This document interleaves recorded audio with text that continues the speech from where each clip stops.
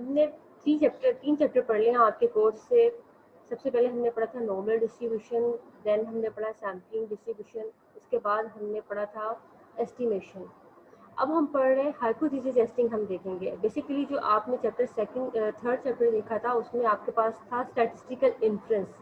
Statistical inference की further दो types होती हैं, एक होता है एस्टिमेशन ऑफ पैरामीटर्स और एक होता है टेस्टिंग ऑफ हाइपोथेसिस। अब एस्टिमेशन ऑफ पैरामीटर्स आपने पढ़ लिया, उसमें हमने देखा था पॉइंट एस्टिमेशन क्या होता है, इंटरवल एस्टिमेशन क्या होता है। इंटरवल एस्टिमेशन हमने मीन का निकालना सीखा, डिफरेंस बिटवीन मीन का, प्रोपोर्शन का, डिफरेंस बिटवीन प्रोपोर्शन का। अब हम स्टार्ट करेंगे हाइपोथेसिस टेस्टिंग। अब ये क्या होता है?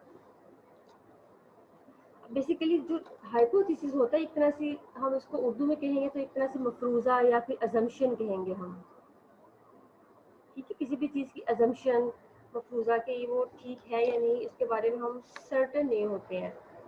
ठीक है, नेक्स्ट है इसके बाद हम इसके पहले देख लेते हैं इसमें इसकी कौन सी फर्दर टाइप्स हैं। और ये आपने याद रखना है कि चैप्टर बहुत ज़्यादा इंपॉर्टेंट है आपके जो जितना भी कोर्स है, सबसे मोस्ट इम्पोर्टेंट चैप्टर आपके कोर्स का है हाइपोथेसिस टेस्टिंग। और इसको आपने ध्यान से पढ़ना है, बिल्कुल इजी है, मुश्किल नहीं है। Any assumption which may or may not be true is called hypothesis. Hypothesis क्या होता है? Any assumption which may or may not be true. ठीक है, कोई भी assumption जो ठीक भी हो सकती है और ठीक नहीं भी हो सकती है, उसको हम hypothesis कहते हैं। अब बेसिकली जो अब हम इसकी देखते हैं, सबसे पहले elements of the test of hypothesis क्या होते हैं? We are often concerned with the testing or drawing on conclusion about the population parameter theta. अब देखें लास्ट चैप्टर में हमने कंक्लूजन ड्रॉ किया था, यानी कि हम इंटरवल एस्टिमेट करते थे पॉपुलेशन पैरामीटर के लिए। म्यू के लिए किया था हमने, पाई के लिए किया था, म्यू 1 माइनस म्यू 2 के लिए किया, पाई 1 माइनस पाई 2 के लिए पॉपुलेशन पैरामीटर के लिए करते थे और सैंपल की बेस पे करते थे। अब यहाँ पे भी इसी तरह से है, लेकिन वो इंटरवल के फॉर्म में होता था। यहाँ पे आपने एक टेस्ट करना होगा कि ये है इसका हाइपोथेसिस, ये क्या ट्रू है या नहीं है ट्रू, उसको देखना है आपने। Theta based on a simple random sample. In this chapter we present formal structures for making inferences about population parameter. आपको ये पता population parameters ये होते हैं mu, pi, sigma square. अगर ये फर्दर ज़्यादा हो जाए तो ये mu 1 माइनस mu 2 हो जाता है, अगर ये भी ज़्यादा हो जाए तो pi 1 माइनस pi 2 हो जाता है। पॉपुलेशन ज़्यादा होने की वजह से सिग्मा स्केल भी सिग्मा स्केल 1 सिग्मा स्केल 2 हो सकता है अगर पॉपुलेशन आपकी 2 है। We will begin by introducing our test of hypothesis. अभी मैंने आपको बताया hypothesis क्या होता है? Any assumption which may or may not be true is called hypothesis. लेकिन statistical hypothesis क्या होता है? A statistical hypothesis is an assertion or conjecture. अब assertion का मीनिंग होता है कि any claim, आप क्लेम कर रहे होते हो कि हमारी पॉपुलेशन को ये डाटा फॉलो करता है। अब फॉर एग्जांपल अगर हम देखते हैं ये जो फैक्ट्रीज में जो है कोक की बोतल, कोई भी बोतल रिफिल करते हैं,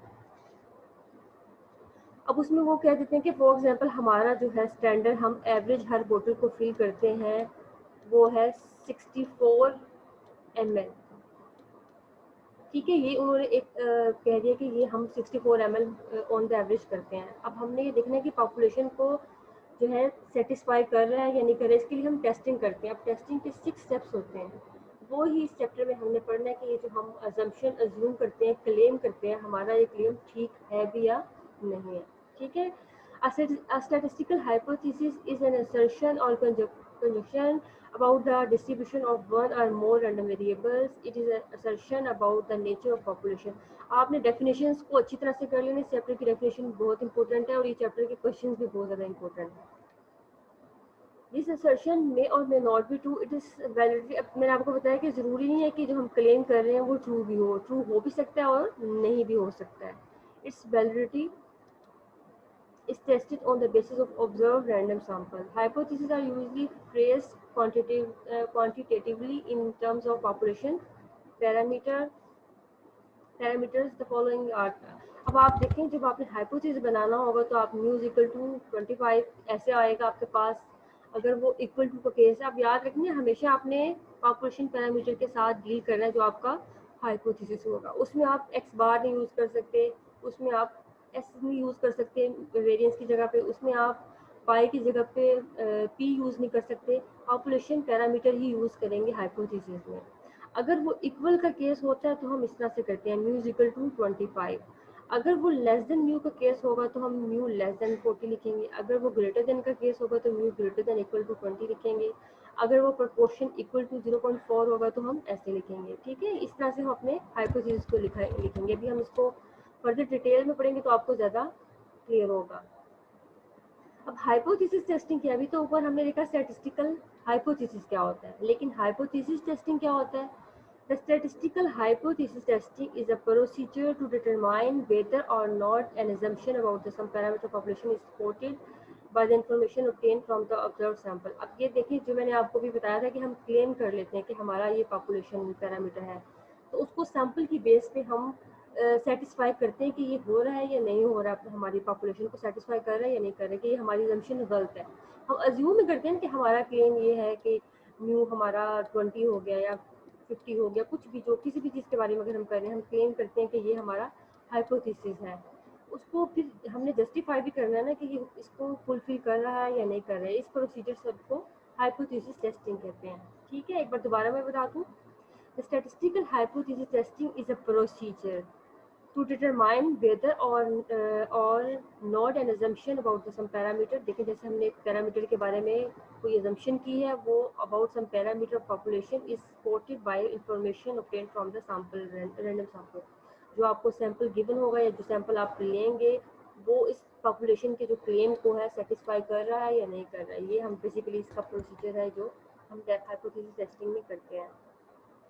अब नेक्स्ट स्पेसिफिकेशन। अब ये डेफिनेशन भी आपने कर लेनी है। अभी तक आपने ये वाली डेफिनेशन करनी है, स्टैटिस्टिकल हाइपोथेसिस क्या होता है, इसको देख लेना ये क्या ऊपर है इसकी वर्डिंग, और इसके बाद हाइपोथेसिस टेस्टिंग की डेफिनेशन कर लेनी है। Next specification of form of the population distribution, इसको भी अच्छी तरह रीड कर लेना है।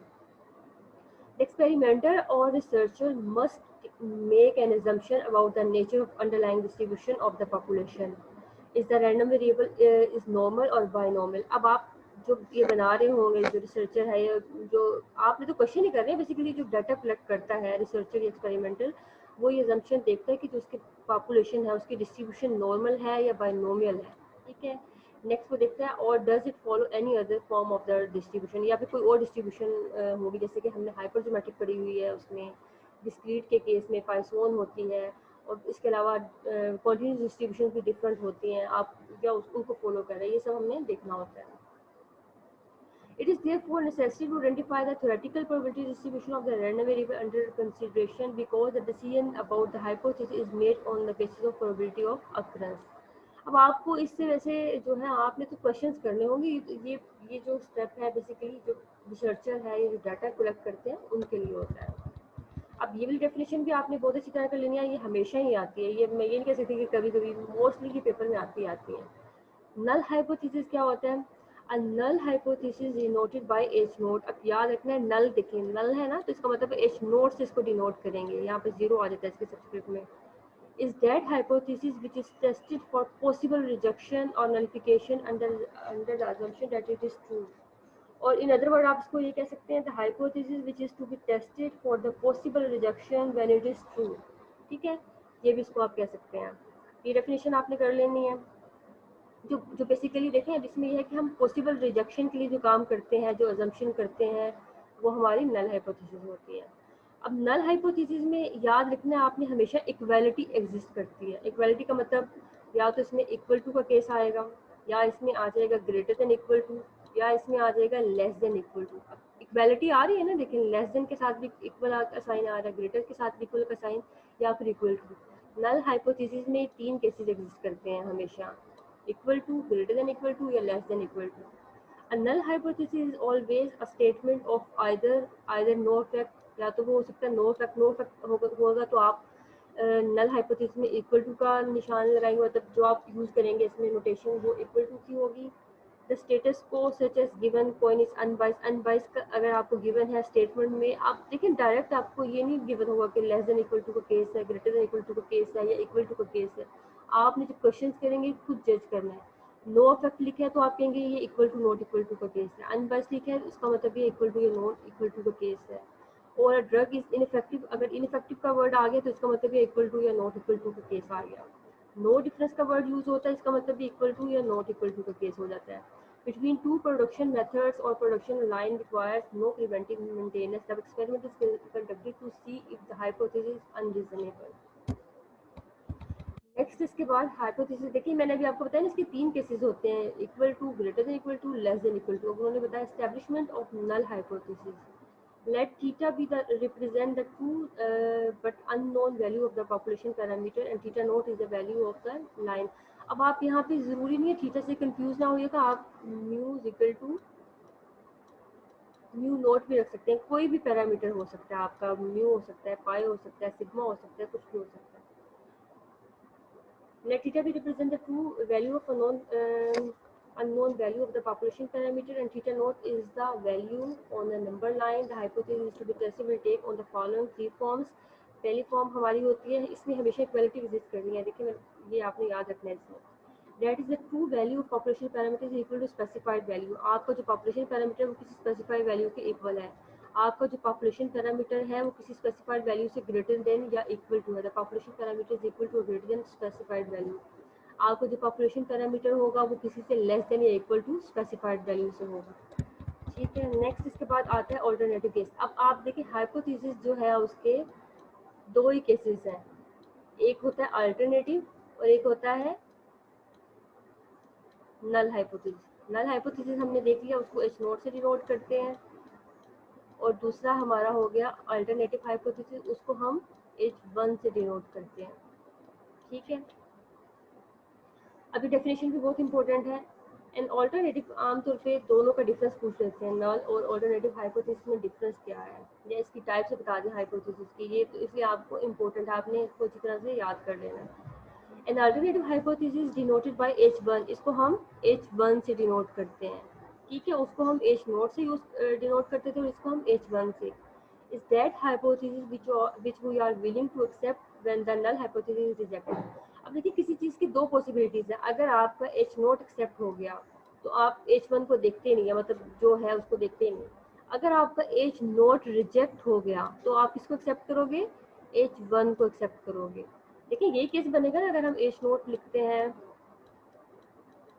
म्यू इक्वल टू 20 आ गया फॉर एग्जांपल ये हमारा केस हो गया एच नोट के लिए. H1 उसका ऑपोजिट होता है एच नोट का H1 ऑपोजिट होता है ऑपोजिट में क्या आ जाएगा म्यू नोट इक्वल टू 20.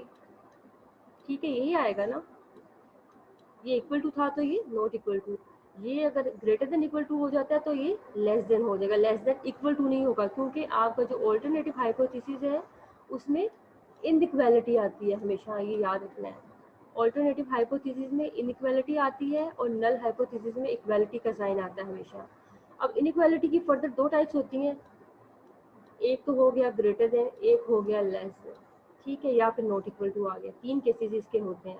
इसमें ये नहीं हो सकता greater than equal to less than equal to. आपका हमेशा जो H1 है वो जो है नॉट इक्वलिटी के लिए होगा और इक्वलिटी के लिए हमारा नल हाइपोथेसिस होता है. An alternative hypothesis gives the opposing conjunction to that given the null hypothesis. ये हमेशा opposite होता है याद रखना है आपने null hypothesis का. The alternative hypothesis is often called research hypothesis. ये अक्सर MCQs में आ जाता है कि research hypothesis कौन सा होता है तो आपने बताना है alternative hypothesis ऑप्शन पे क्लिक करनी है वो वाला हमारा alternative hypothesis research hypothesis भी कहलाता है. Because this hypothesis expresses the theory that the experimenter or researcher believe to be true. अब ये वो होता है जिसको रिसर्चर कहते हैं ट्रू और जो हमने पीछे देखा था मतलब नल हाइपोथेसिस उसमें वो रिसर्चर था कि मे और may not be true. The experiment is conducted to see if the alternative hypothesis is supported. अब नेक्स्ट की फॉर्मुलेशन कैसे करते हैं वो तो हमने फॉर्मुलेशन देखी कि उसके लिए तीन केस एग्जिस्ट करते थे आपका equal to less than equal to greater than equal to. इसके लिए भी सिमिलरली तीन केस एग्जिस्ट करेंगे अभी जैसे हमने देखे हैं not equal to less than और greater than. The alternative or research hypothesis is a statement about the value of population parameter that an investigator attempts to support with observed random sample. The statistical hypothesis testing makes use of null hypothesis that refer to the sample population parameter. अब इसको आप यहाँ से देख लीजिएगा कि क्या लिखा हुआ है ये आपको याद करने की जरूरत नहीं है बस इसको अच्छी तरह से अंडरस्टैंडिंग के लिए पढ़ लीजिएगा. फर्स्ट है हमारे पास case.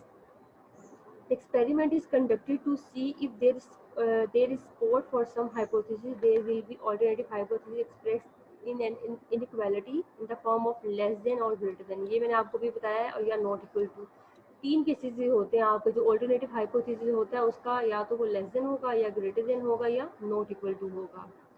For example H one में अगर आता है थीटा लेस देन 40 आ गया, लेस देन वाला केस आ गया। अगर आपका एच नोट ये था, एच नोट ये था, तो उसका ऑपोजिट ये हो जाएगा। नेक्स्ट उन्होंने टेबल बना के बता दिया। देखिए अगर आपका नल हाइपोथेसिस होता है थीटा या mu greater than equal to mu naught, या कैलकुलेशन का पैरामीटर है वो किसी स्पेसिफाइड वैल्यू के इक्वल है, ग्रेटर देन इक्वल टू है, तो इसका ऑपोजिट क्या आ जाएगा, लेस देन। अगर वो लेस देन का केस होता है तो उसका ऑपोजिट क्या आ जाएगा, ग्रेटर देन। अगर वो इक्वल टू का केस है तो उसका ऑपोजिट क्या आ जाएगा, नॉट इक्वल टू। अब आपने याद रखना है, आप जो स्टेटमेंट क्वेश्चन की पढ़ेंगे कुछ में आपको ये चीज़ गिवन होगी, यानी कि नल हाइपोथेसिस गिवन होगा, कुछ में आपको ऑल्टरनेटिव हाइपोथेसिस गिवन होगा। आपने खुद जज करना है कि आपको क्या गिवन है और आपने फिर कैसे स्टेप्स में इसको इंसर्ट करना है। आपका फर्स्ट स्टेप हमेशा यही होगा कि आपने एच नोट लिखना होगा, फॉर्मुलेट करना होगा एच नोट, और एच वन को फॉर्मुलेट करना होगा स्टेटमेंट को पढ़ के। अब स्टेटमेंट में या तो वो greater than equal to use हुआ होगा, बट आपने खुद देखने के किस तरह से वो इसके अंदर स्टेटमेंट के अंदर से निकालना है। Less than equal to, not equal to, ये केसेस होंगे, 6 केसेस होंगे। अब नेक्स्ट आपको पहले फॉर्मुलेशन जो है वो नल एंड अल्टरनेटिव हाइपोथेसिस की करना उन्होंने सिखाया एग्जांपल के through. The mean lifetime of electric bulb newly manufactured by a company has not changed. Has not changed का मतलब क्या हो गया, from the previous। इसका मतलब उसमें कोई चेंज नहीं आया, जो प्रीवियस थी वही अब वाली है। तो इसका मतलब है आपका एच नोट क्या हो जाएगा, बुक से या आगे आंसर देखे बगैर आप जज करें क्या होगा, म्यू इक्वल टू 1200, क्योंकि वो चेंज नहीं हुआ।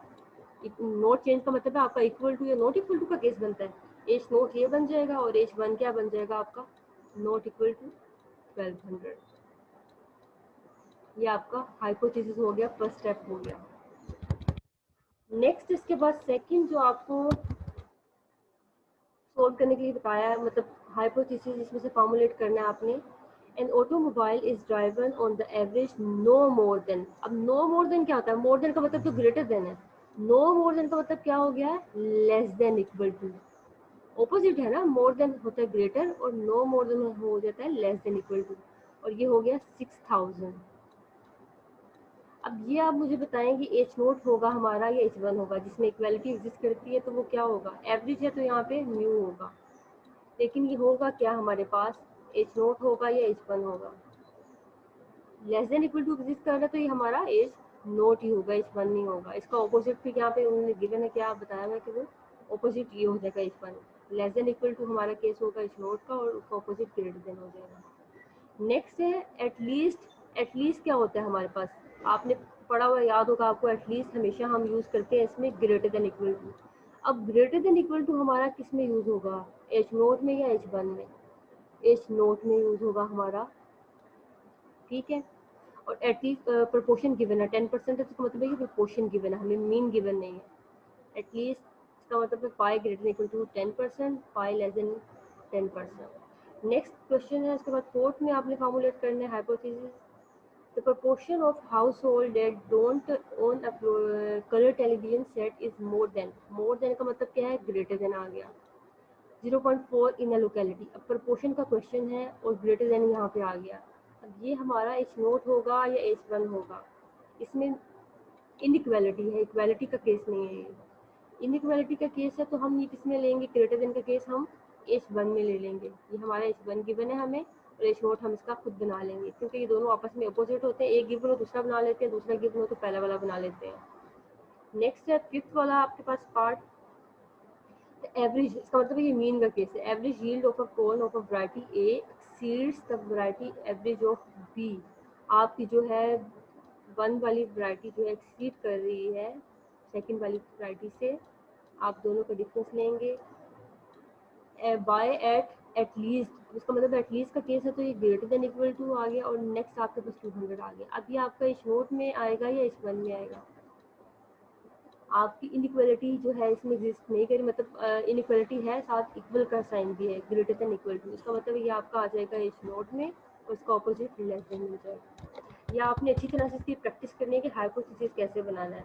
बेसिकली आपका फर्स्ट स्टेप यही होता है जो आपने ये टेस्टिंग के चैप्टर में करना है।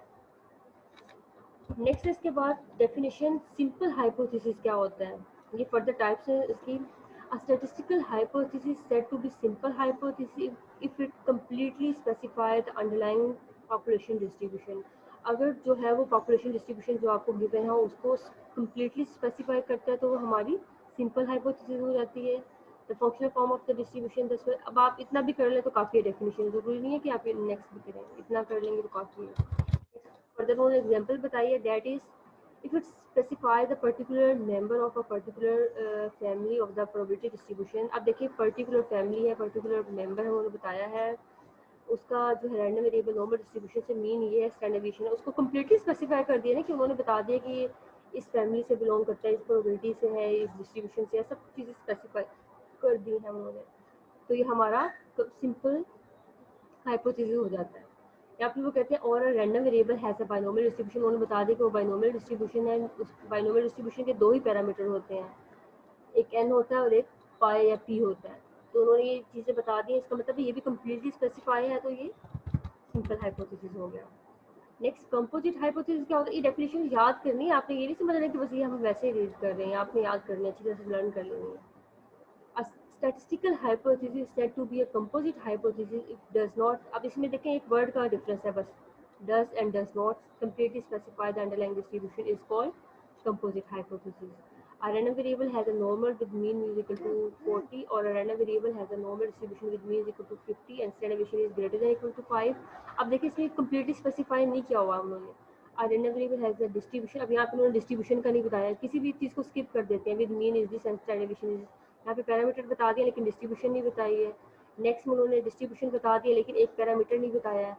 कोई भी चीज़ स्किप कर देंगे तो वो हमारा क्या हो जाएगा, कंपोजिट हाइपोथेसिस। मतलब किसी में उन्होंने बता दिया बाइनोमियल है लेकिन उसका एन नहीं बताया, पी बता दिया या पाई बता दिया। किसी में उन्होंने डिस्ट्रीब्यूशन का नहीं बताया लेकिन म्यू और सिग्मा दे दिया है। किसी में उन्होंने जो है बता दिया नॉर्मल डिस्ट्रीब्यूशन है, म्यू की वैल्यू भी बता दी है लेकिन सिग्मा की वैल्यू उन्होंने greater than equal to form दे दी, कंप्लीटली स्पेसिफाई नहीं किया है। अब नेक्स्ट इसके बाद टेस्ट स्टैटिस्टिक क्या होता है। अब टेस्ट स्टैटिस्टिक बेसिकली हमारा होता है जो हमने फॉर्मूला यूज़ करना होगा, ठीक है। ये हम जब टेस्टिंग करेंगे उसमें हमारा ये हो जाता है, थर्ड स्टेप होता है हमारा, ये सेकंड स्टेप हमारा होता है level of significance, third step हमारा टेस्टिंग वाला होता है टेस्ट स्टैटिस्टिक, इसमें हमने फॉर्मूला लिखना होता है। The test statistic is a sample statistic which provides a basis for deciding whether or null hypothesis should be rejected। अब देखें हम कोई फार्मूले में पुट करेंगे तो हमें रिजल्ट मिलेंगे ना कि हमारा जो ये assumption है ये फुलफिल हो रही है या नहीं फुलफिल हो रही है। जो हम क्लेम कर रहे हैं उसको कैलकुलेशंस के थ्रू ही करेंगे ना, तो उसके लिए फार्मूला ये प्रोवाइड करता है। नेक्स्ट स्टेप हमारा कैलकुलेशंस होता है। अच्छा अब आपने देखना है, हम आप लोगों ने जी और टी टेस्ट तो देख लिया था लास्ट चैप्टर में, तो यहाँ पे जो मैं आपको बताती थी जी लिखा होता था, न्यूमिनेटर कुछ दिया होता था और डिनोमिनेटर दिया होता है, उस फॉर्म में हम यहाँ पे जी और टी यूज़ करेंगे। का स्केल हम एसोसिएशन के लिए यूज़ करते हैं, एफ हम सिग्मा स्केल की टेस्टिंग के लिए करते हैं। तो उन्होंने यहाँ पे बताया कि जो टेस्ट स्टैटिस्टिक आप यूजली यूज़ करते हैं वो ये होते हैं जी, टी, का स्केल और एफ, ठीक है। नेक्स्ट इसके बाद रिजेक्शन रीजन क्या होता है। A rejection region specifies a set of values। अब देखिए फॉर एग्जांपल ये हमारे पास एक डायग्राम है नॉर्मल डिस्ट्रीब्यूशन की, ये हमारी जो है रिजेक्शन रीजन की क्रिटिकल वैल्यूज है, ठीक है। ये हमारा होता है एक्सेप्टेंस रीजन, जिस इसके अंदर अगर वैल्यूज आ जाती हैं हमारी तो हम एक्सेप्ट कर लेते हैं, ये हमारा होता है एक्सेप्टेंस रीजन। और ये वाले हमारे क्या होते हैं, रिजेक्शन रीजन।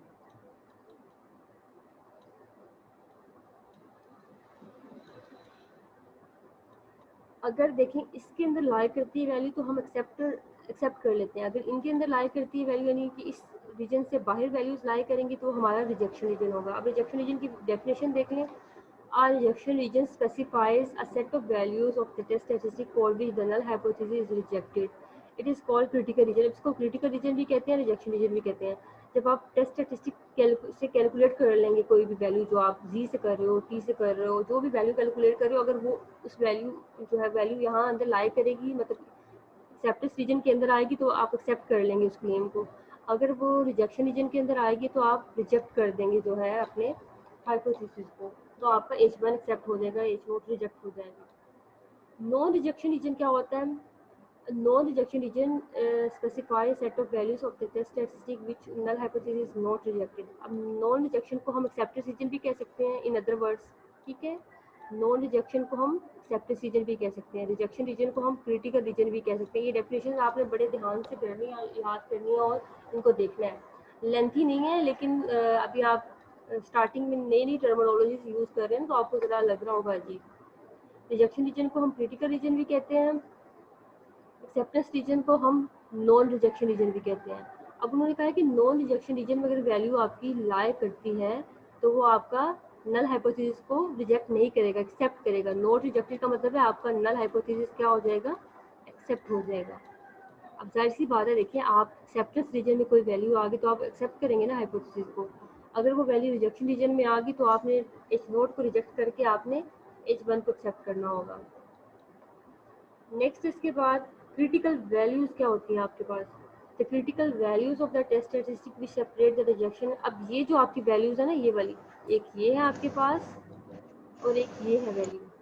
अब ये दो वैल्यूज जो होती हैं ये क्रिटिकल वैल्यूज कहलाती हैं कि आपके रिजेक्शन रीजन को और एक्सेप्टेंस रीजन को सेपरेट करती हैं। The critical values of the test statistic which separate rejection region and non rejection region is called critical values. अब ध्यान से आपने देखना, सबसे पहले हमने यहाँ पे डेफिनेशंस देखी थी चैप्टर के स्टार्ट से, हमने जो देखी हैं। सबसे पहले हमने देखा स्टैटिस्टिकल हाइपोथेसिस क्या होता है, हाइपोथेसिस टेस्टिंग क्या होता है, नल हाइपोथेसिस, ऑल्टरनेटिव हाइपोथेसिस। इसके बाद सिंपल हाइपोथेसिस क्या होता है, कंपोजिट हाइपोथेसिस क्या होता है, और उसके बाद रिजेक्ट टेस्ट स्टैटिस्टिक क्या होता है, एक फार्मूला होता है बेसिकली। उसके बाद रिजेक्शन रीजन क्या होता है, अभी यहाँ से हमने देखा रिजेक्शन रीजन ये वाली वैल्यूज होती हैं। एक्सेप्टेंस रीजन क्या होता है और क्रिटिकल वैल्यू क्या होती है, जो एक्सेप्टेंस और रिजेक्शन रीजन को सेपरेट करती हैं, वो क्रिटिकल वैल्यूज होती हैं। अब नेक्स्ट मिस काफी नहीं पढ़ लिया आज? बस एक मिनट, मिस बहुत ज्यादा थ्योरी हो गई है। तो बहुत हो गई, बस यहाँ तक ये जो है ना जो है 2 टेल और 1 टेल बता दूँ, ये उससे ही जो है कॉम्प्लीमेंट करता है, तो इसलिए साथ ही पढ़ लेते हैं। 2 टेल टेस्ट क्या होता है हमारे पास? अब देखें, ये एक ये टेल है, एक ये टेल है, 2 टेल्स है ना हमारे पास। ये हमारी जो है लेफ्ट टेल होती है, ये हमारी राइट टेल होती है। ये राइट टेल होती है, ये लेफ्ट टेल होती है किसी भी डायग्राम की। नॉर्मल डिस्ट्रीब्यूशन का कर्व आपको नजर आ रहा है ना, ये आपकी लेफ्ट टेल होगी, ये आपकी राइट टेल होगी। अब जिस जो आप जो कर रहे हैं, टेस्टिंग कर रहे हैं, उसमें 2 टेल्स होंगी, अब तो उसको हम कहेंगे 2 टेल टेस्ट, जिसमें दोनों टेल्स होंगी। जिसमें एक टेल होगी उसको हम कहेंगे 1 टेल टेस्ट। अब 2 टेल की डेफिनेशन देख लें आप। if the critical region is located equally in both tails of the sample। अब देखें, ये क्रिटिकल रीजन है। क्रिटिकल रीजन क्या होता है, आपकी क्रिटिकल वैल्यूज। अब ये क्रिटिकल रीजन वो कह रहे हैं कि आपका दोनों इक्वली डिस्टेंस पे लाई कर रहे हैं। The test statistic is called 2 tail और 2 साइडेड टेस्ट। अब आप इसको 2 साइडेड भी कह सकते हैं और 2 टेल भी कह सकते हैं। In such tests, the analyst is concerned with the detecting values of the test statistic that are either too large or too small। अब इसमें हमारे पास या तो बहुत बड़ी वैल्यूज होती हैं या बहुत छोटी वैल्यूज, दोनों हो सकती हैं, या फिर कंसिस्टेंट भी हो सकती हैं, क्योंकि ये हमारे पास एक्सट्रीम के मतलब इसमें आपका नॉर्मल जो है कर्व, इसके अंदर सारा जो है रीजन लाई करता है। Area under the normal curve is 1 होता है ना, तो इसके अंदर हमारे पास लार्ज वैल्यूज भी आ सकती हैं या फिर स्मॉल वैल्यूज भी आ सकती हैं, to be consistent with the hypothesis being tested। With the two-tailed test, the acceptance of the null hypothesis means acceptance of the unique value of the population parameter। अब यहाँ से आपने बस डेफिनेशन यहाँ तक कर लेनी है इसकी, ठीक है। और ये याद रखना है कि इसमें 2 लार्ज और 2 स्मॉल दोनों वैल्यूज आती है। नेक्स्ट लेफ्ट टेल क्या, बस यहाँ तक आज हम करेंगे। लेफ्ट टेल क्या होता है, अब 1 टेल क्या होता है, सॉरी 1 टेल वो होता है जिसमें हमारे पास एक टेल जो है हमारा रिजेक्शन रीजन लाई करेगा, दोनों साइड्स पे नहीं लाई करता है। जैसे अभी हमने ऊपर देखा है, देखें हमारा रिजेक्शन रीजन, ये वाला भी रिजेक्शन रीजन लाई करता है और ये भी रिजेक्शन रीजन है, और ये जो दरमियान वाला एरिया सारा होता है, ये सारा हमारा एक्सेप्टेंस रीजन होता है, ठीक है। अगर इसके दरमियान में वैल्यू आती है तो हम H0 को एक्सेप्ट कर लेते हैं, अगर यहाँ पे वैल्यू आती है तो हम H0 को रिजेक्ट कर देते हैं। अब सिमिलरली इसमें भी यही केस है, हम इसमें हमारा एक्सेप्टेंस रीजन ज़्यादा हो जाता है, उसमें हम 2 टेल था तो यहाँ पे हमने अल्फा बाई टू और दरमियान में 1 माइनस अल्फा लिया था। यहाँ पे भी ये 1 माइनस अल्फा एक्सेप्टेंस रीजन होगा, रिजेक्शन रीजन अल्फा होगा, क्योंकि एक ही टेल, अगर 2 टेल्स होती तो अल्फा बाई 2 हो जाता, ये अल्फा बाई 2 ये वाला और अल्फा बाई 2 इधर वाला, लेकिन यहाँ पे 1 टेल है तो ये अल्फा रहेगा। जस्ट याद रखना है ये 2 टेल में अल्फा बाई 2 होता है और 1 टेल में ये जस्ट अल्फा होता है। If the critical region is located in only the left tail of the sampling distribution of the test statistic is called, अगर आपका लेफ्ट टेल पे सिर्फ अप्लाई करता है तो उसको आप लेफ्ट टेल या वन साइडेड तो होगा ही है, लेकिन लेफ्ट टेल कहेंगे आप इसको, और इसमें आपकी 2 स्मॉल वैल्यूज होती हैं। नेक्स्ट राइट टेल क्या होता है, हमारे पास अगर जो वैल्यूज है, तो क्रिटिकल रीजन है या रिजेक्शन रीजन है, अगर वो राइट टेल की साइड पे लाई करता है तो उसको हम क्या कहेंगे, उसको हम कहेंगे राइट टेल टेस्ट, और इसमें हमारे पास 2 लार्ज वैल्यूज होते हैं। अब इसमें डिफरेंस आपने याद रखना है, लेफ्ट टेल में हम जी अल्फा यूज़ करते हैं क्योंकि स्टार्टिंग से स्टार्ट होता है ना कि अल्फा आ गया, और राइट टेल में हम आगे जाके वैल्यूज, कितनी वैल्यूज आगे जाने के बाद हमारा जो रिजेक्शन रीजन है, तो यहाँ पे जी 1 माइनस अल्फा यूज़ करते हैं। ये देखें, ये आपने ये जो है रिजेक्शन रीजन की याद कर लेने, reject H naught if G greater than G 1 minus alpha. अब इसमें जी क्या है, आपने जो टेस्ट स्टैटिस्टिक से वैल्यू निकालेंगे वो वैल्यू अगर बड़ी होगी, इस वैल्यू जो आपकी टेबल से वैल्यू आएगी तो आप रिजेक्ट कर देंगे। सिमिलरली यहाँ पे भी अगर जो आपकी जो टेबल वैल्यू है जी अल्फा है और ये जी जो है ये टेस्ट स्टैटिस्टिक, अगर जो जी की वैल्यू है वो लेस होगी इससे तो आप रिजेक्ट कर देंगे। सिमिलरली ऊपर भी जो आपको ये रीजन गिवन है, ये टेस्ट स्टैटिस्टिक आपने जो है याद कर लेने हैं, सॉरी क्रिटिकल रीजन ये वाले, reject H naught if G less than G alpha by 2, reject H naught G greater than. अब इन दोनों में से आइदर केस कर सकते हैं, लेकिन यूजली दोनों ही कर लेते हैं लोग। आज यहाँ तक आपका काम कंप्लीट हुआ, नेक्स्ट इंशाल्लाह हम कल करेंगे। Any question?